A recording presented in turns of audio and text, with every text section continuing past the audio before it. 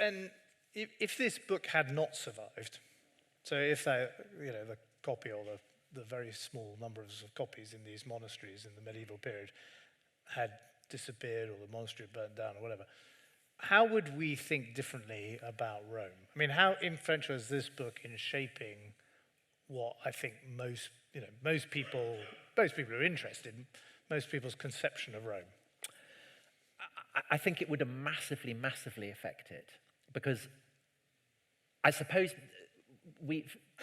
people know about Rome from monuments, from aqueducts and drains and all that kind of stuff, the Colosseum. They know it from histories that give you legions storming barbarian villages and generals doing this and generals doing that. But what you get with this is portraits of the most powerful men in the Roman world at a period of convulsive transformation. So the lives run from Julius Caesar, who's born in 100 BC, and it ends with Domitian, who dies at the end of the 1st century AD, in I think AD 96. And you are getting a kind of an insider view of how these men lived and functioned. And the power of these portraits is that on the one hand, you are seeing figures who, many of them end up becoming gods. They are seen by those of their contemporaries as figures sprung from a kind of mythological dimension. They are figures of terrifying, potent, menacing authority. But at the same time, you are getting incredible details, like the fact that Tiberius wore his hair in a mullet, or that Augustus had yellow teeth with kind of gaps between them, or that Nero had kind of blotches on his back. And you simply do not get that kind of intimacy of detail really with any other lives of autocrats from antiquity. So if you think of the pharaohs or the great kings of Persia, who were figures of equal potency and fascination, but they are faceless compared to the Caesars. It's very human. It's intimately really human. It is human, but it's also, it's, as I say, it's the human at the middle of... Yeah, it's very intimate, but also you do get a sense of how and why some of these people might have been seen as divine, and some of them are seen as kind of monsters. Yeah. So let's start with the first, Julius Caesar. He's not... you made this point. He's not the sort of model of the emperor because he's the first one. He's really a politician in Republican Rome who emerges as first among equals and then is, of course, assassinated. But how does he fit into the story? He's obviously the founder of the story, but... So I think that the lives have at their center Augustus. Augustus is the adoptive son and great-nephew of Julius Caesar, and he's the person who really establishes the autocratic model of government on the rubble of the Republic. So you may think this is quite topical. And he does this so effectively that he becomes a god, and so those who rule by virtue of descent from him are touched by that quality. Although he's a god after he's died. Yes, he is. So he's not a god in his own lifetime. Right. Unlike subsequent. Right, emperors. Yes. And so Julius Caesar, who comes before Augustus, therefore is slightly, as you say, he's from a different political system because he is born into a Rome that regards the idea of monarchy with hatred. Rome originally had been a monarchy. The king had then been expelled, and the Romans had established a republic. And again, this is a direct inspiration for the American revolutionaries. And Caesar is born into this world, he is a patrician, so he claims a line of descent from Venus. But the Caesars, the Julians, have not really been as successful as that pedigree suggests that they should have been. And Caesar is consumed with a kind of an ambition, a desire to rectify his lack of the relative lack of status that his family has suffered. And this is the context for his rise to power. When he becomes consul, when he goes on to conquer Gaul, he is behaving in the way that great figures in the Republic traditionally had always done.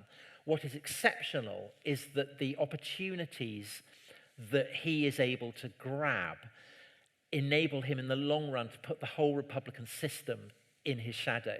And he does have a rival in the form of Pompey the Great, who has done the same, and Caesar and Pompey end up kind of going head to head, and the conflict crushes the entire Republican system.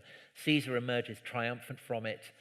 He establishes himself as dictator, and then, of course, famously ends up being assassinated. I've got a question, actually. I mean, you can see you can ask questions lots you are, but I have a question from Tim, actually, specifically. He says, if Pompey had beaten Caesar and there hadn't been the Julio-Claudians, would Pompey have restored the Republic, or was it doomed to a painful death? It's one of the more serious questions, I have to say. It's like, where's Dominic? His features. Yeah, he'd be saying that definitely happened. And when does Spider-Man 4 come out? Yeah. Oh, I can't believe you went there. So the word that is given to the word emperor literally it comes from the word imperator, which literally means a general who's won a great victory, and it takes time for this word imperator to become emperor in our sense. So initially they are called princeps, first citizen. And this is a title that is given to Pompey.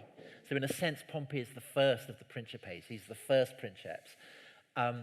Caesar then inherits it, then Augustus. So you could imagine a lives of the Caesars, and Pompey marries Caesar's daughter. So to that extent, he is kind of related to Caesar. You could imagine a line in which Pompey is there at the beginning, but he's not, because he doesn't actually have the name of Caesar.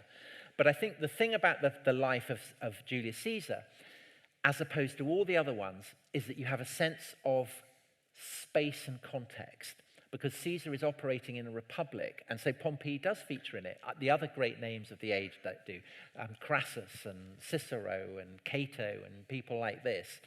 And you have a sense of broad horizons, because Caesar, to win glory, is having to go to various, one end of the Mediterranean, then the other, then to invade Gaul, then to invade Britain, and so on. So there is a lack of claustrophobia in that life, and gradually, over the course of the 12 lives, it becomes more and more claustrophobic, and you end up with the very last one, Domitian, where Suetonius has this unforgettable image that he liked to sit on his own, a bit like Nixon, I guess, kind of muttering and complaining about his enemies. And Suetonius says, stabbing flies with his pen. I mean, how do we know that? He's on his own. How do we know he's doing that? But once you've heard it, you can never forget it. But that sense of someone who ranges across the world and who has to negotiate with all his peers, shrinking to this monstrous autocrat in a room, stabbing flies. That is part of the parabola of what Suetonius. But I guess it's a good question, because it also, at the heart of this is an assumption that these individuals are shaping the history. Yeah. And of course, the historians endlessly argue about whether it's, what is the role of the individual in history, or are there big trends that are basically impervious to individuals? This is, of course, and you chose, there are lots of other things you could have chosen to translate. You've chosen something that is very specific to individuals and sees them as the great actors on the stage. Yes and no. I mean, from the point of view of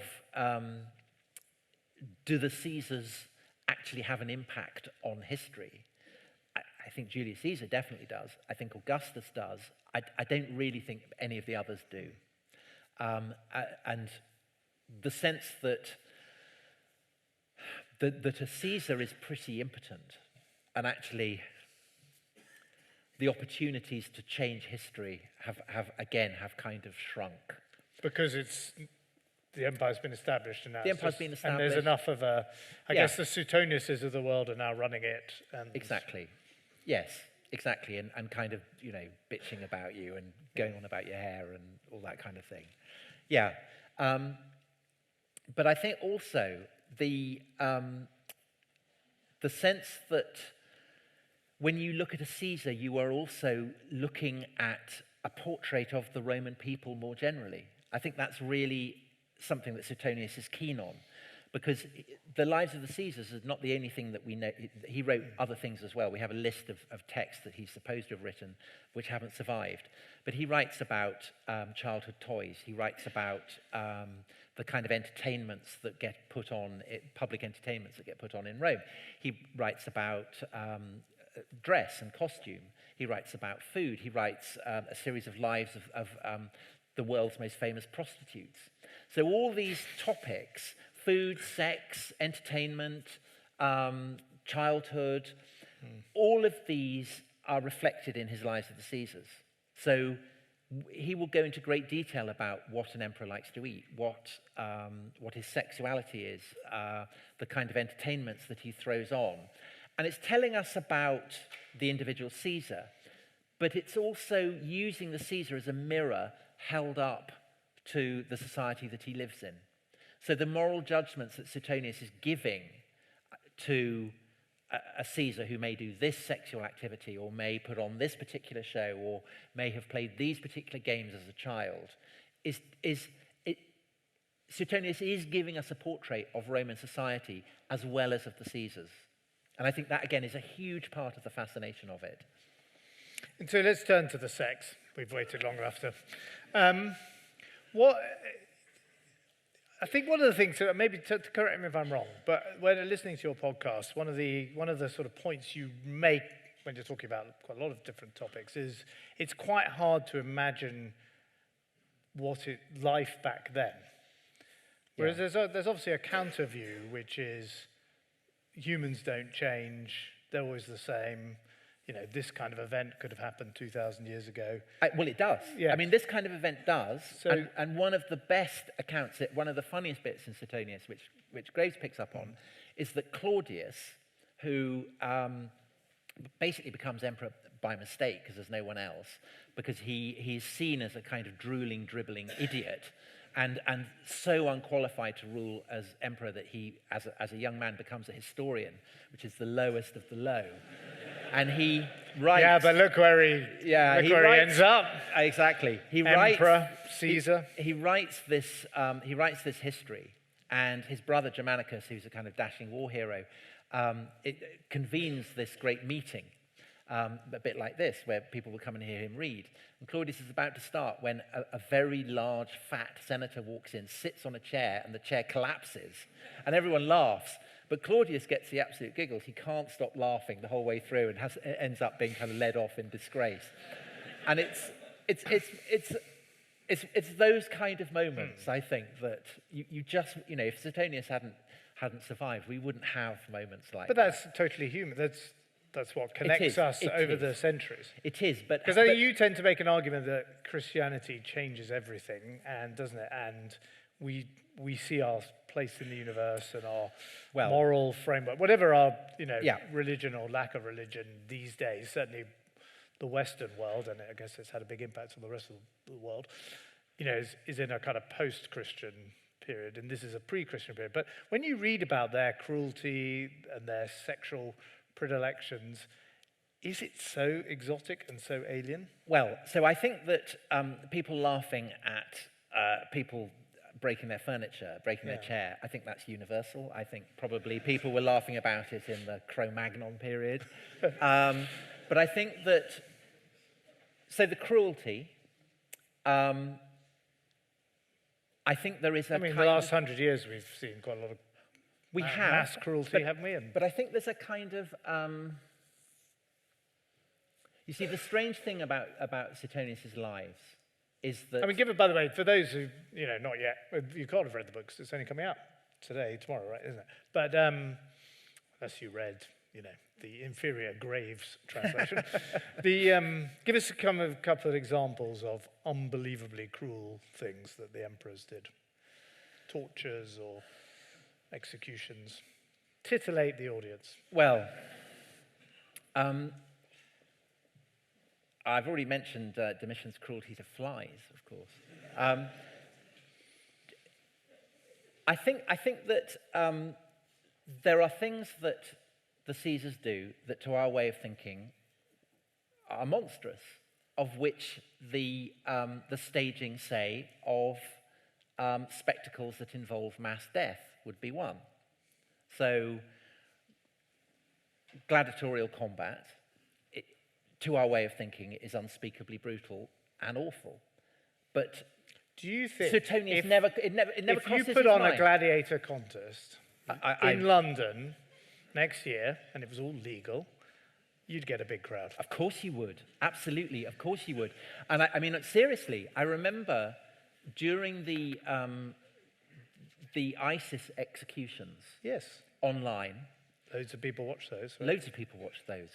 And the names of the person executed would spike on the Google search. So I have no question that there is an appetite for spectacles of cruelty. And in a sense, that's why Suetonius is read, because people do find it kind of appealing.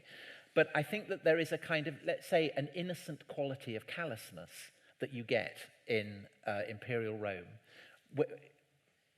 People do not feel that what they're doing is in any way morally compromised. They see it as being something that is critical when there's a sort of level of cruelty that's acceptable, and then there's a level which goes beyond what's normal, if that's the right way of putting it. Is it Tiberius is regarded by the end as being just monstrously cruel, even by his peers, right? Yes. So there is a line you can cross.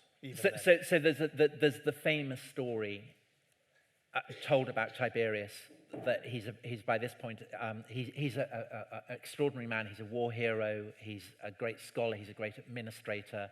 He's twice saved Rome from seeming disaster. He's become emperor. He's ruled and kept the empire very stable and prosperous for a decade and more. And he's now old and tired, and so he retires to the Isle of Capri in the Bay of Naples. And the story goes that he has built this great villa on a rocky promontory, the Villa Jovis, you can still see it, the remains of it. And he's standing there when a fisherman has caught a mullet, and mullets and Tiberius really seem to go together. This is a fish, not a real hairstyle. And he brings this mullet up to Caesar and says, "Here you go, Caesar, this is a gift for you." And Tiberius is terrified because this rocky promontory is meant to be completely secure against anyone coming up. And so he demands to know, how did this guy get out here? And the fisherman says, "Well, I climbed up, I've always been able to do this." And so Tiberius orders that the mullet be rubbed in his face, and the flesh is kind of scraped off with the fish scales and everything. And the fisherman... But that's not the worst thing that could happen. No, it's not. We'll come to the worst things that Tiberius does. Having a fish rubbed in your face. Because at this point, after the fisherman is kind of stumbling there and the blood is dripping from his face, he turns around and says, "Well, thank God I didn't tell Caesar that I didn't give Caesar the lobster." Whereupon, Tiberius supposedly orders the lobster to be picked up and rubbed across his face. And of course, all the flesh is ripped off, the eyeballs are punctured, and the bone is exposed. And it's hideous and horrible. And Suetonius is describing that, thinking this is monstrous behavior. I mean, he regards that as unspeakably cruel. It also clearly didn't happen, because this is a folk tale. This is the kind of story that you get attributed to remarkable figures across the globe and throughout time. And this is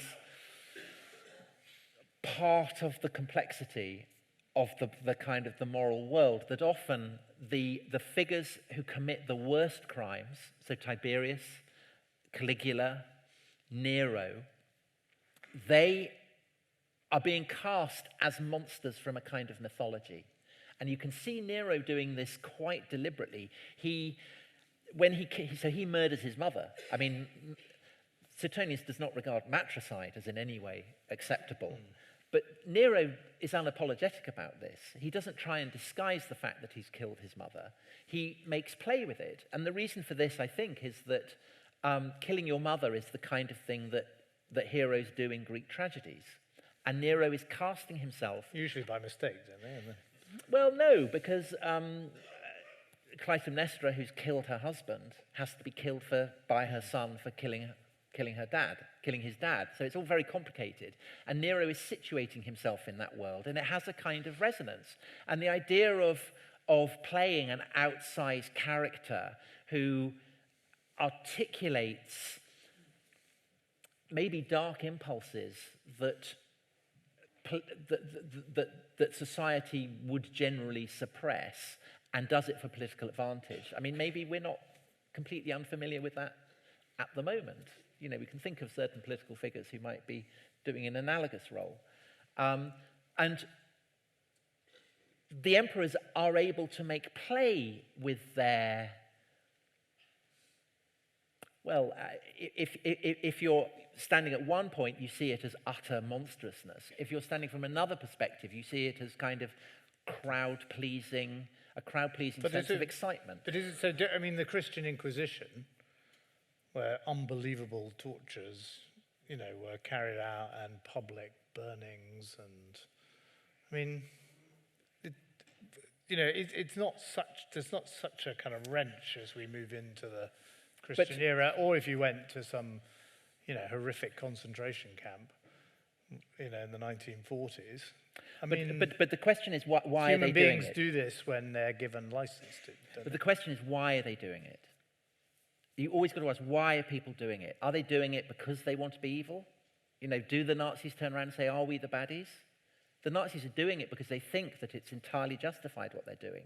Likewise, the Inquisitors. The Inquisitors think that by rooting out heresy, they are saving the souls of the Christian people. The moral dynamics in the imperial Rome are very different again. And they're profoundly different because they move to moral rhythms that are very alien to us.